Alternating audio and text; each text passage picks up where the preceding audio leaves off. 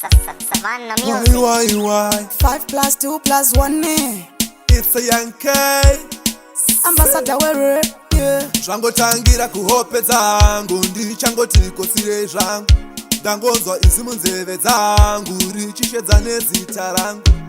Tonde mudiwa wangu ndini wako ndauya zvangu ndiperekedze kumba kwangu tinoona vamwe vangu Asi seiko uchifamba kwasviba iwe ndiri kayelo poni handifambe pazuva chindipa foni namba ndakufunga ndofona andiri mumaraunzi apa fona ndina ndisati ndaona step ndanga ndanakirwa neshepi izvo zviboda zviripo hipi mumatamati mumadhimbi kudanana neni ndozheti pana pamazi rudo ipi ndine lavhu inopinda dhipi handikupe rudo rwefeki saka ndawana chishamiso efinjani beautiful kozita rako ndiyaniko Ambassador wewe parunako unechipo asi seiko uchifamba kwasviba iwe ndiri kayelo poni handifambe pazuva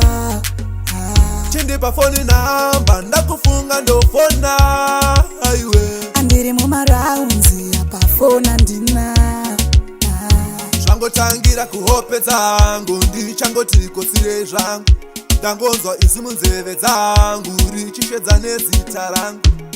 tonde mudiwa wangu ndini wako ndauya zvangu ndiperekedze kumba kwangu tinoona vamwe vangu Asi seiko uchifamba kwasviba iwe ndiri kayelo poni handifambe pazuva chindipa foni namba ndakufunga ndofona andiri mumaraunzi apa fona ndina ndisati ndaona step ndanga ndanakirwa neshepi izvo zviboda zviripo hipi mumatamati mumadhimbi kudanana neni ndozheti pana pamazi rudo ipi ndine lavhu inopinda dhipi handikupe rudo rwefeki saka ndawana chishamiso efinjani beautiful kozita rako ndiyaniko Ambassador wewe parunako unechipo asi seiko uchifamba kwasviba iwe ndiri kayelo poni handifambe pazuva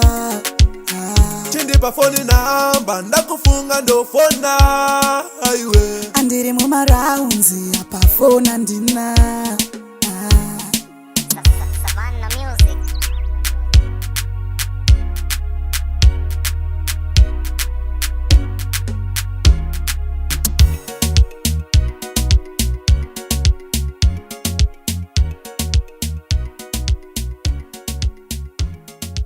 Savannah Music.